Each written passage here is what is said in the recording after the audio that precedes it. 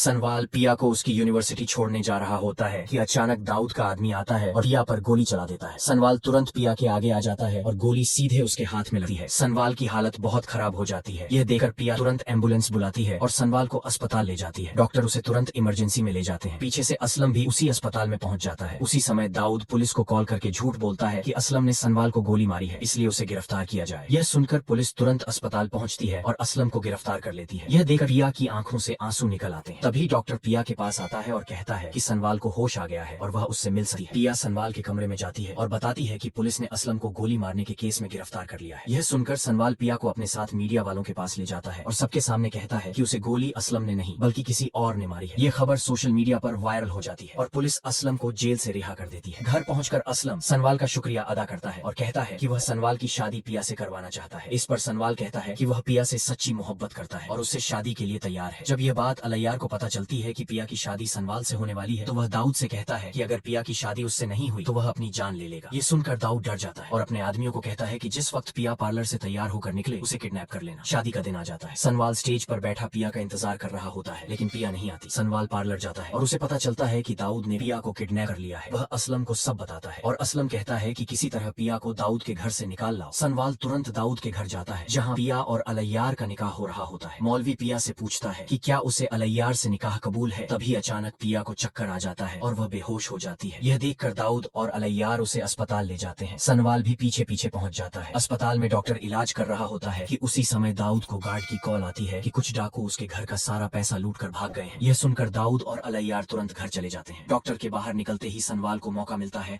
और वह पिया के कमरे में जाकर उसे ले जाता है। पिया उसे देखकर हैरान हो जाती है लेकिन सनवाल कहता है कि जल्दी चलो असलम साहब के पास। पिया तुरंत उसके साथ कार में बैठ जाती है। दाऊद और अलैयार जब वापस अस्पताल लौटे हैं तो पिया कमरे में नहीं होती। दूसरी तरफ सनवाल पिया को असलम के पास ले जाता है और असलम पिया और जकिया को लेकर दूसरे शहर चला जाता है। सनवाल भी उनके साथ चला जाता है। जब दाऊद और अलैयार पिया के पुराने घर जाते हैं तो किराएदार बताता है कि वे लोग दूसरे शहर चले गए हैं। दाऊद तुरंत सनवाल के क्लब पहुंचता है और टिप्पू से पूछता है कि सनवाल कहाँ है। टिप्पू बताता है कि वह असलम के साथ लाहौर चला गया है। ये सुनकर अलैयार अकेला ही लाहौर असलम के घर पहुंचता है जहाँ असलम अपने हाथों से पिया और सनवाल का निकाह करा रहा होता है। मौलवी पिया से पूछता है कि क्या उसे सनवाल से निकाह कबूल है। तभी अलैयार जोर से कहता है पिया तुम ये निकाह मत करना। पिया जवाब देती है अलैयार तुम्हारे अब्बू ने मेरे अब्बू को जेल में डाला था और मुझे किडनैप भी किया था, इसलिए मुझे तुमसे नफरत हो गई है। ये सुनकर अलैयार की आंखों में आंसू आ जाते हैं। वह कहता है अब मेरे पास इस देश में रहने का कोई कारण नहीं बचा, मैं अमेरिका जा रहा हूँ। और वह वहाँ से चला जाता है। मौलवी फिर पिया से पूछता है क्या तुम्हें सनवाल से निकाह कबूल है। पिया कहती है हाँ मैं सनवाल से मोहब्बत करती हूँ इसलिए मुझे यह निकाह कबूल है। सनवाल भी खुशी से कहता है मुझे भी पिया से सच्ची मोहब्बत है इसलिए मुझे भी निकाह कबूल है। यह देखकर असलम बहुत खुश होता है। 1 साल बाद पिया की तबीयत खराब होती है। डॉक्टर उसका ऑपरेशन करता है और पिया और सनवाल का बेटा पैदा होता है। अगर आप सनवाल और पिया की कहानी की आगे की कड़ी देखना चाहते हैं तो हमारे चैनल को लाइक, सब्सक्राइब और शेयर जरूर